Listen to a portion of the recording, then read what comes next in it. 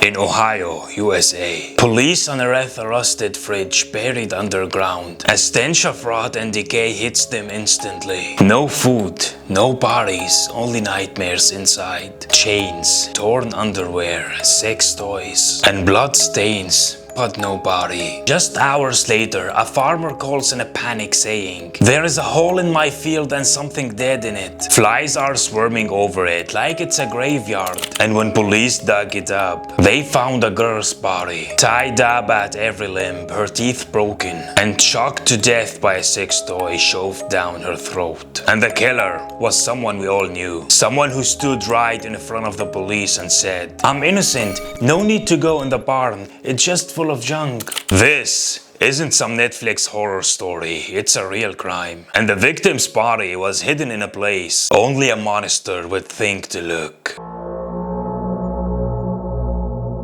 Sierah Joughin, a 20-year-old American woman from Ohio. She was an ambitious college student, loved by her family and friends, and considered the protective big sister to her 4 younger siblings. She'd been in a long-term relationship since her teens with a guy named Josh, and they were still together through college. But on Tuesday, July 19th, 2016, everything turned into a nightmare. That day, Sierah finished her shift at her uncle's workshop, where she was working part-time over summer break. After work, she called Josh and told him, "I want to see you. Come now." They met up and went for a bike ride together down a lone country road. Thick cornfields towering on either side. The road was peaceful, the view breathtaking, the weather sunny. Everything seemed perfectly normal. As they neared her home, Sierah said, "You go on ahead, I'll keep going alone. It's not far, I'll be fine." Josh did as she asked. If he'd known it was the last time he'd ever see her, he never would have left. Hours later, worry turned to terror. Josh tried calling her repeatedly with no answer. Her family said she hadn't come home. Josh officially reported Sierah missing to the police. The next morning, police launched an intensive search of the area. The cornfields lining the road were dense, over 2 meters tall. Shortly after combing the area, they found things that shook everyone. Sierah's bicycle, her earpiece, her left sock. Strange items that weren't hers. A screwdriver, sunglasses, blood stains scattered across corn leaves. But that wasn't all. One of the local called in, saying he'd found a black motorcycle helmet near the disappearance site. He'd held on to it, figuring the owner would come back. But after news of the crime spread, he turned it over to the police. The shocker, the helmet had traces of blood. Prime suspect, naturally Josh. He was the last to see her and owned a motorcycle. Police raided his home immediately, but found nothing incriminating. His actual helmet was right where it should be. No blood, and his behavior seemed completely normal. So police widened the net to include everyone living nearby. That's when a mysterious name surfaced, James Worley. A man in his 50s living with his ailing mother, who owned 2 barns near his house, one he used for motorcycle repairs. When questioned, James stated, "Yeah, I was out there that day, but my bike broke down, so I had to push it a long way to get home." Then suddenly, before being accused of anything, he blurted out with tense urgency, "I didn't see Sierah, I didn't kill her, I swear I didn't kill her." The outburst was jarring. Police hadn't even directly asked about murder yet. Why would he deny it so forcefully? Instantly, suspicion skyrocketed. His behavior, his tone, his timing, it all screamed off. Something was off. And in that moment, darkness began to gather around one name, James Worley. The man hiding something unthinkable behind his barn walls. To really understand what happened to Sierah, we gotta go back 27 years earlier. Same state, same twisted method. But the victim back then was a young woman named Robin Gardner. Summer of 1990, Robin, 26 years old, loved riding her bike. She was out on one of her usual rides when her day suddenly turned into a nightmare. A stranger rammed her with his truck, knocked her into a ditch, pressed a screwdriver to her throat and said, "Get in the truck or I'll kill you." But Robin fought back. She screamed, ran, and by some miracle, a passing motorcyclist heard her and stopped to help. She survived, but the man who attacked her didn't get away. His name?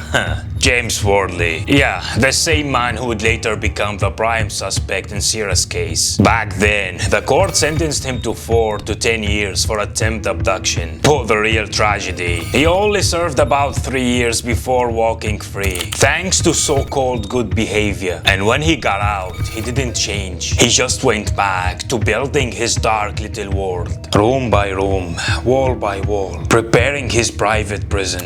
Inside one of the abandoned barns, James began stockpiling disturbing equipment, oversized metal cages, a metal collar for neck restraint, a 60-foot iron chain, padlocks, restraints, duct tape, a ski mask, blindfolds, an assortment of bladed weapons, and an instructional video how to kidnap and restrain someone without leaving marks. On his computer, a folder labeled The Project, containing research of anesthetics, strangulation, and torture devices. Outwardly, James seemed harmless, caring for his sick mother, fixing motorcycles, but behind those walls, he was rehearsing daily for his next crime. And in 2016, he decided to launch his project. He'd been watching Sierah. For weeks, he tracked her movements, knew her work schedule, her bike routes, and that she sometimes rode alone. On that fateful day, July 19th, James was ready, his motorcycle prepared, his black helmet concealed, tools neatly packed in his truck bed. He waited behind the cornfields until she reached the isolated stretch, then bounced. The first strike was swift. He knocked her off her bike onto the dirt, dragging her deep into the corn. He bound her with a leather strap. Sierah fought back, screamed, bit his hand, but he overpowered her. Duct tape sealed her mouth, a shirt wrapped tight around her eyes. Then he shoved her into his truck's bed and sped toward the barn. The drive took minutes,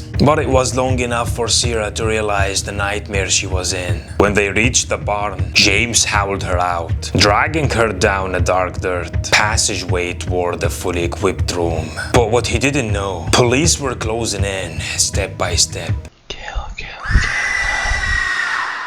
While Sierah was trapped in that isolated barn, her family and police were living in terror. Sierah wasn't just any girl. Vibrant, ambitious, universally loved. Her sudden disappearance shattered everyone, especially her mother, who began posting photos on Facebook pleading, "My daughter is missing, please help me find her." Police launched a swift search. Her bike was found on a dirt path nearby, along with her sunglasses and clear signs of struggle. Footprints sank deep into the soil, showing where she'd been dragged away. Suspicion kept circling back to James Worley, but there was no direct evidence until the moment that changed everything. A security camera caught James' car on the same road at the exact time Sierah disappeared. When called in for questioning, he seemed calm, but slipped up. He claimed, "I was riding my motorcycle down that road, fell off and hit the ground." But police noticed his clothes showed no signs of a fall. Not a single tear or scrape. Then came the search of his truck. What they found was chilling. Iron shackles, knives, night vision goggles, chains and restraints, blood stains on the backseat carpet. A search warrant was issued for his property. What they discovered there defied all imagination. Inside the barn lay a hidden room, soundproofed with dim red light, an iron collar bolted to the floor, and a metal chair burying the marks of resistance. The space was fully equipped for torturing victims, like a dungeon from a horror film. Police meticulously tore the place apart. They found traces of DNA, some matching Sierah's. But the worst was yet to come. In the backyard, a small grave lay hidden under dead leaves. They dug and uncovered Sierah's body, stuffed in a bag and wrapped in an old blanket. The investigation confirmed James had strangled her after holding her captive and torturing her. The community reeled. How could a man live an ordinary life while hiding such evil behind his walls? Then came a bone-chilling revelation during the investigation. Police uncovered a file on his computer, a detailed blueprint for kidnapping another girl, including timelines for abduction, restraint methods, evidence cleanup instructions, and post-murder protocols. Every step was meticulously planned. Are wounded, and they always will be. But if you believe like I believe that Sierah goes on. She may have been murdered, and victimized. But she goes on. James wasn't just disturbed, he was an architect of terror. At trial, his lawyers argued mental illness, but the evidence against him was overwhelming. Hundreds of photos, witness accounts, video recordings. The jury needed just 6 hours to reach their verdict: death penalty. And the judge delivered these now famous words: "What this man did wasn't just a crime. It was a demonic enterprise targeting every innocent girl walking alone down a road." To this day, no one knows if Sierra was his only victim, or if there are other graves still undiscovered. Sierra's story wasn't just about murder, it's a warning about monsters living among us, with ordinary faces and dead hearts. And James Worley, he wasn't merely a criminal, he was a living nightmare who turned a girl's life into hell only she could hear. So were there more victims? And is justice alone enough against such evil? Share your thoughts below. And if you enjoyed the video, don't forget to hit the like and subscribe for more chilling true crime stories. Catch you in the next one.